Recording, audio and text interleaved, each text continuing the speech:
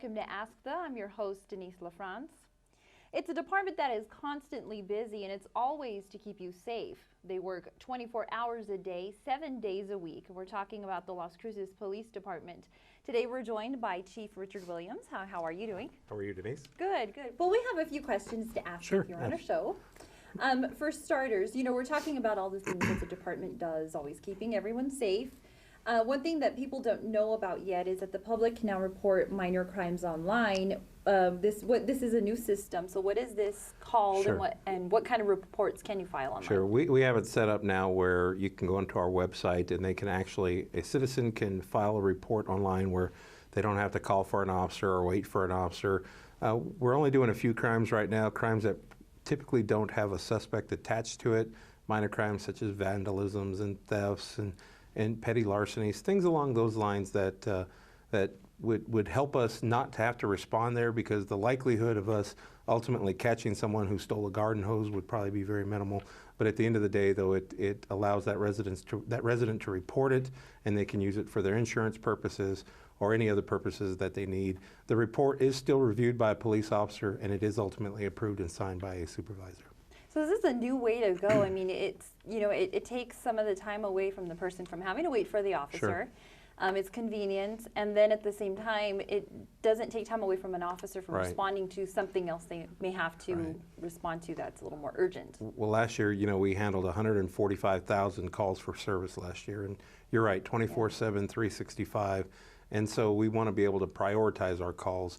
And these are calls in the grand scheme of things that are a little more minor, and it's something that allows for the efficiency of the police resources, does not bog them down doing something that's real minor in the overall scheme, but at the end of the day, though, it allows the resident to report their crimes and to ultimately get the information they need. All right, wonderful. And another thing that you do is to reach out to the public. It's called mobile command centers. Right. What are those, and how can the public find out if one's Sure. in their area? Well, what we typically do is we advertise them through the PIO's office. We advertise them through the community newsletters that the city manager puts out, as well as through the media. And we'll do 6 a year, 3 on the west side, 3 on the east side. And what they are is we take our mobile operations center out to these areas. We park it in neighborhoods and communities where the residents can come by. They're manned 24/7. There's always an officer there, so they can do it at their convenience. They can come by, they can report crime information, they can give us intelligence. They can just meet with the officers and talk to them about some of the community policing activities that are ongoing. And we also typically try and set up an enforcement operation, whether it's a speed operation or maybe even a codes enforcement operation in that neighborhood around the same time. And ultimately, it's one of our outreaches to enhance our community policing and to get us talking with the people in our community. Well, sounds good. And also, although it's nice to have the officers come to you, soon many on the East Mesa are not going to have to go far. There's going to be a permanent police station that has been planned. It's called the Public Safety Campus. Tell us a little bit about Sure, that. yeah. We're currently designing the East Mesa Public Safety Campus, and it's going to not only be the Las Cruces Police Department, but also the Las Cruces Fire Department. And so what we're going to do is we're going to be moving all of our officers who are part of the East Area Command, as well as our Special Services Section, which is our gang unit, TNT, as well as our K-9 units, as well as our codes and ACO, and we're going to put them all out in the East Mesa Public Safety Campus along with the fire station, and try and get some of these folks who have been in buildings that quite aren't up to standards yet, or help us to to reduce the overcrowding at our current facility and help alleviate some of those issues there.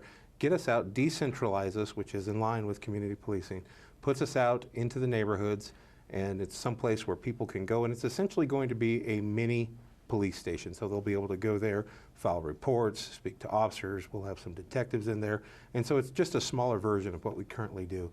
And so we're in process of designing this right now. We anticipate that it will take about a year for us to go through the design process. At the same time, we're also acquiring the land, and then ultimately it'll take us another year to construct it. So we anticipate 2015 when it will be open and fully operational. It's going to be nice. It's much needed on that side of town. It is, and our city is growing. As we know, there's a lot of homes that are growing out there, a lot of businesses that are growing out there. And so this location is really right in the middle of our East Area Command. So we have access to the mall, to the new high school, to Sonoma Ranch, to the interstate, as well as the East Mesa of the community. So it's something that we very much look forward to, and we're about 2 years away or so. Getting closer. Well, April is Child Abuse Prevention Month, and unfortunately many officers sometimes have to deal with child abuse cases. So what tips can you give the public to help prevent child abuse, and what should they do if they suspect that a child is being hurt? Well, some of the obvious signs are bruising, and you might even see some of the signs in the way the child responds or acts around the potential abuser. And you don't have to have absolute evidence that there is a crime ongoing to report it. If you suspect it, you can always call the police department. You can also call, CYFD has a hotline, they call it the Statewide Central Intake. You can call that number as well, and then they will send out a social worker to go out there and look at things over. And then if they need to, they'll contact law enforcement as well. But my suggestion is if you believe it's going on and you have evidence that you believe could be placing a child in danger, then call us. Call our non-emergency number. We'll get some officers to go out there, take a look at things, and ultimately the entire, what we're trying to do is save a child and save a child from having to deal with that abuse.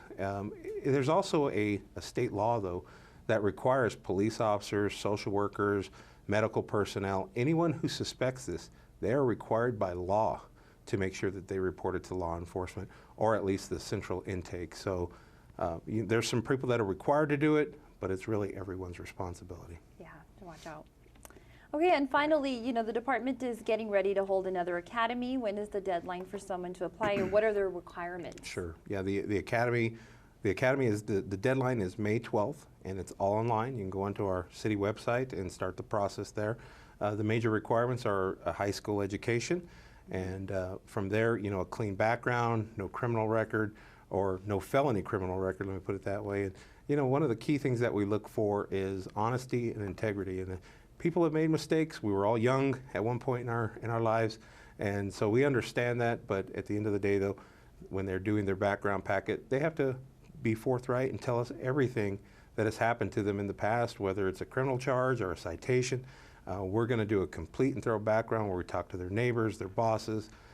Really, we want to make sure that we are picking up quality candidates who ultimately can go through the academy. The academy is scheduled to start sometime in August with a graduation in early 2014. So that's where we're at. We currently have 6 vacancies in the department. With some of the changes that may be going on up in Santa Fe regarding pension reform, there may be more, but currently we have 6 vacancies. We're going to try and start an academy of about 15 to 20 people. So we look forward to it, and if you're qualified and you're ready to do this, we would highly encourage you to apply to our department. Be a part of the force. Yeah, we've got a great department here. We've got a lot of good people here, and I think it's a great career that a lot of people would really enjoy. I agree. Well, thank you so much, Chief Williams, for your information. And don't forget to watch us every Saturday at 7 p.m. right after City Beat at 6 p.m. Thanks so much for joining us. I'm Denise Kimball.